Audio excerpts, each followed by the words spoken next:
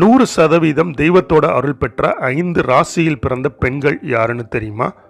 இந்த ராசியில பிறந்த பெண்களுக்கு தெய்வத்தோட ஆசியும் அருளும் முழுமையா இருக்கும்.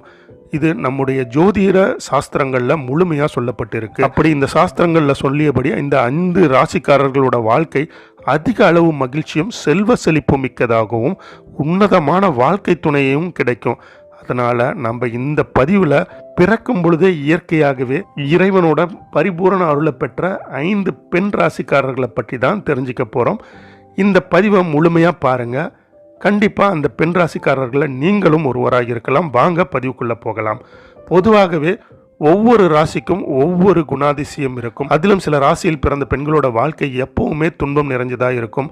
அவங்களோட வாழ்க்கை பார்த்திங்கன்னா வலியும் வேதனையும் நிறைஞ்சதாகவே இருக்கும்.